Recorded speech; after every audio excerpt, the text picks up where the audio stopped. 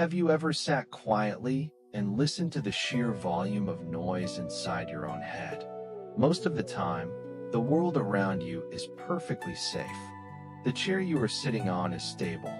The air in the room is calm.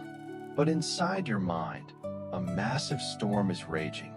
You are fighting battles that haven't happened yet.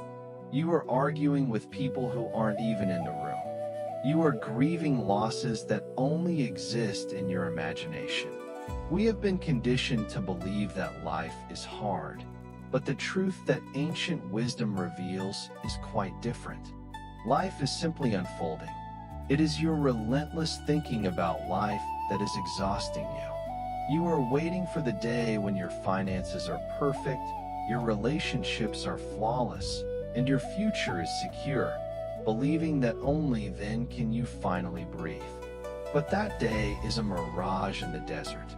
Peace is not a place you arrive at after you have fixed everything. Peace is what happens the moment you drop the heavy baggage of worry and decide to stand exactly where you are. 1. The only place where life actually beats, where blood flows and air moves, is the present moment.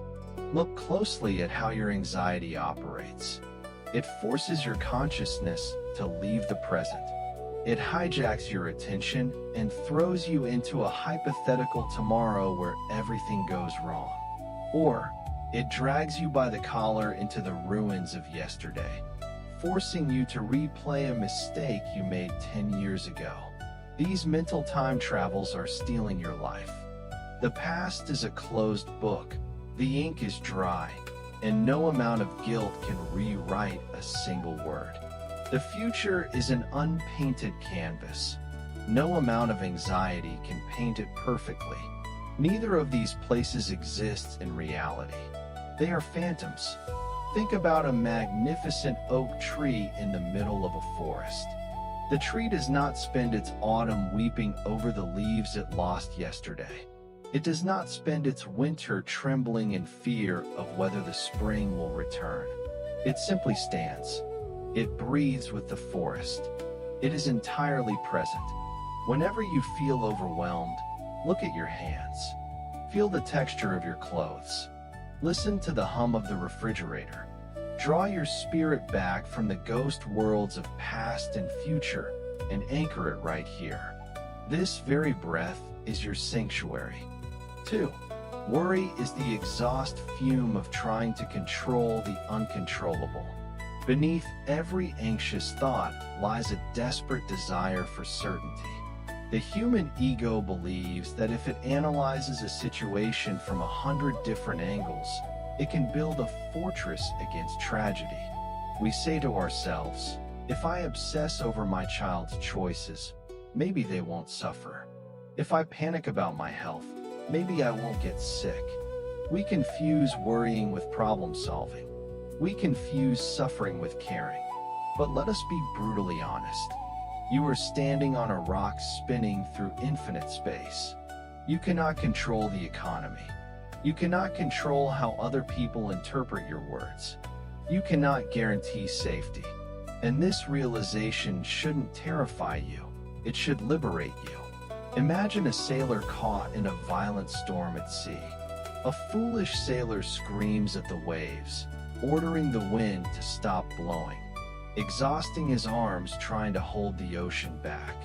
A wise sailor knows he cannot control the ocean. He can only adjust his sails. Let go of the arrogance that you can dictate how the universe unfolds. You are not the architect of the universe. You are its guest. Do the best you can in the moment, and then, with immense courage, surrender the outcome. 3. Everything that feels heavy today will eventually evaporate. The mind has a terrifying habit of taking a temporary emotion and projecting it into eternity. When you are deep in sorrow, the mind whispers, "You will feel this broken forever." When you are gripped by panic, the mind screams, "This anxiety will never end." This is the great illusion of permanence. But look at the natural world. Look at the rhythm of the earth. Have you ever seen a winter that lasted forever? Have you ever seen a midnight that refused to give way to the dawn? Buddhism calls this anicca, the universal law of impermanence. Every thought, every ache in your chest, every financial crisis, every heartbreak, they are all subject to decay. They arise, they reach a peak, and they dissolve.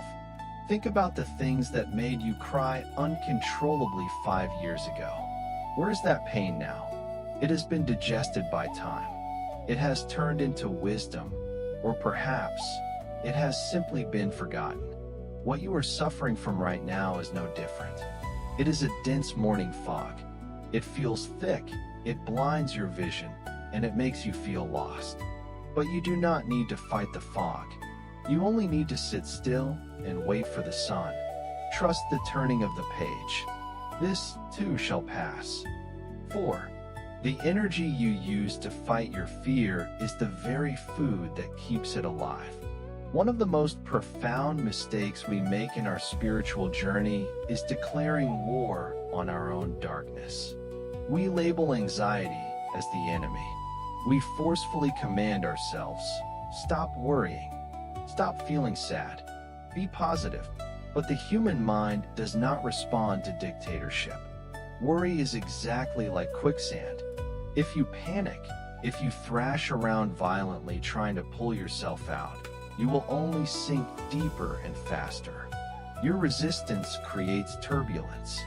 In Buddhist meditation, we are taught a radical alternative, radical acceptance. When anxiety knocks on the door of your mind, do not slam the door in its face. It will only break the window to get in. Open the door. Look at the anxiety and say, I see you. I feel my heart racing. I feel my stomach tightening. You are allowed to be here for a while. This is the miracle of non-resistance. When you stop treating your worry like a demon that must be destroyed and start treating it like a frightened animal that needs to be observed, its power collapses. You stop feeding it the energy of your struggle.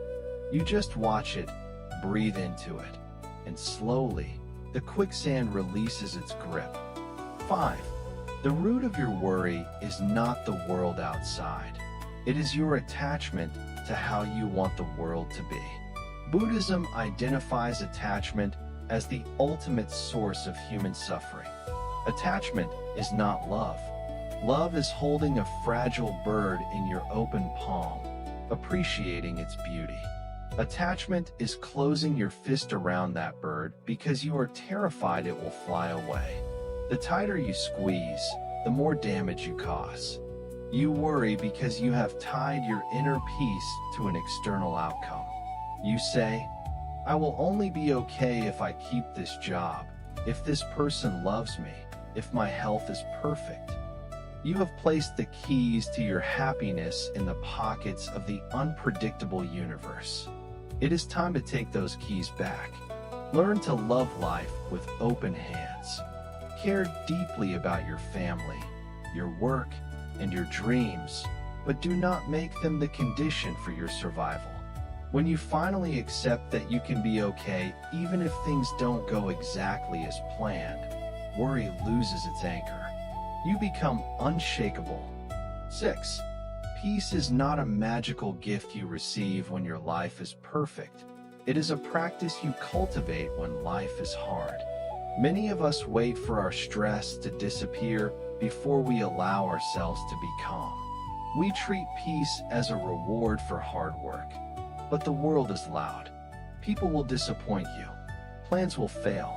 If you wait for the ocean to stop moving before you learn how to swim, you will drown. Peace is an inner discipline. It is a muscle that gets stronger every time you choose to take a deep breath instead of reacting. Every time your mind spins into a panic about tomorrow, and you gently guide it back to the feeling of your feet on the ground. That is a repetition. That is how you build the muscle of mindfulness. You don't have to be perfect at it. You just have to be willing to return again and again to the quiet center within you. 7.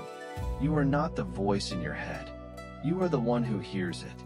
This is the ultimate secret to escaping the prison of overthinking. Right now, a thought is passing through your mind. Notice it. Who is doing the noticing? There is the worry, and then there is the awareness watching the worry. You are that awareness. You are like the vast ocean. The waves on the surface may crash violently during a storm. They foam, they rage, they roar.